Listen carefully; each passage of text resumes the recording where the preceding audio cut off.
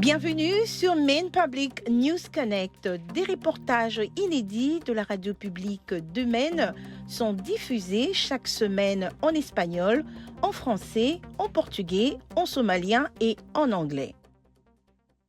Bienvenue à vous sur Maine Public News Connect et très heureuse de vous retrouver en ce vendredi 14 février 2025. Dans ce bulletin d'information, nous parlerons du procès en matière de la citoyenneté dès l'Office de l'immigration de Maine, du Trésor public et un procès en matière de données. Et enfin, nous parlerons de protestations anti-Trump. Tout de suite, en détail, l'actualité de la semaine. Un juge fédéral du New Hampshire a empêché aujourd'hui le décret du président Donald Trump visant à mettre fin à la citoyenneté des naissances. Il s'agit d'un principe constitutionnel de longue date selon lequel toute personne née aux États-Unis est automatiquement citoyen américain, à quelques exceptions près.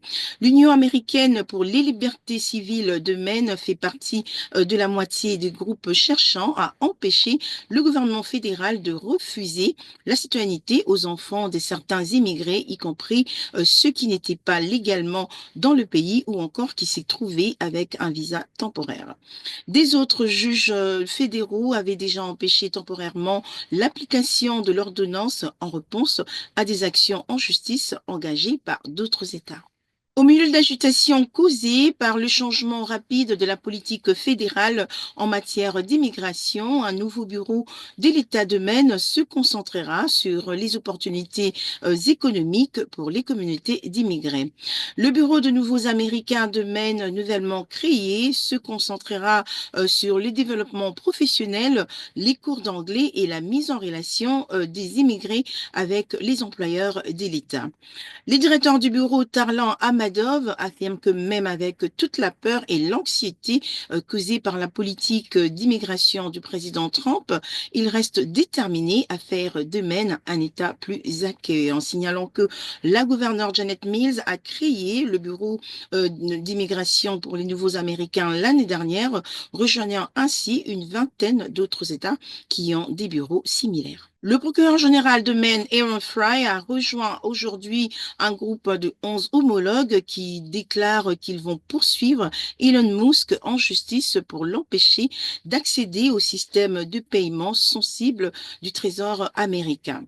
Musk, le milliardaire qui est propriétaire de la société de voitures électriques Tesla et de la plateforme de médias sociaux X, a dépensé des centaines de millions de dollars pour aider à l'élection du président Trump. Le procureur généraux ont affirmé que Musk et les départements de l'efficacité gouvernementale nouvellement créés ont désormais accès aux informations personnelles des Américains, qualifiant cette situation d'illégale, de sans précédent et d'inacceptable.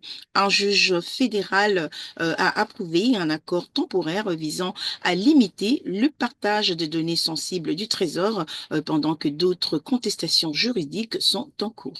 Des centaines de manifestants ont rejoint un rassemblement dans le centre-ville de Portland la semaine dernière pour s'opposer aux efforts de l'administration Trump pour démanteler les agences fédérales. De nombreux participants ont critiqué le blocage de subventions et des prêts fédéraux, tandis que d'autres ont parlé de l'importance de protéger le processus démocratique. L'organisateur de l'événement, Michael Levin, explique qu'il a commencé à organiser le rassemblement après que le blocage de subventions fédérales ait menacé sa carrière d'agriculteur biologique. Le rassemblement n'était parrainé par aucun groupe militant et a été organisé sur Facebook. Les orateurs ont encouragé les participants à continuer à protester et ont appelé la sénatrice Susan Collins à rejeter les nominations restantes du cabinet de Trump. C'était Maine Public News Connect. Merci d'avoir été avec nous. Je vous retrouve au prochain numéro et passez un excellent week-end. Merci à nos excellents partenaires communautaires pour leur soutien et leur contribution à ce programme. Maine Public News Connect est rendu possible par des soutiens individuels et des fondations à travers le Maine, ainsi que par Seaport Credit Union, Hannaford Supermarket, IDEX, Maine Housing, Coastal Enterprises, CoverMaine.gov, Sam L. Cohen Foundation, Crow et Patricia Ewan et Maine Health Access Foundation. Maine Public News Connect est rendu possible par Crow et Patricia Yuen qui s'y sont engagés à combler les différences culturelles au sein de nos communautés. Seaport Credit Union, engagée dans le bien-être financier des habitants de Maine depuis 1931. Présente à Augusta, Scarborough, Portland et bientôt à Lewiston. Pour en savoir plus, consultez le site internet seaportcu.org. Hannaford Supermarket, qui célèbre la diversité de ses employés, de ses clients et de ses communautés et s'engage à favoriser un environnement accueillant. Ensemble, ils sont plus grands que des produits d'épicerie. Et pour en savoir plus, rendez-vous sur le site internet www.hannaford.com.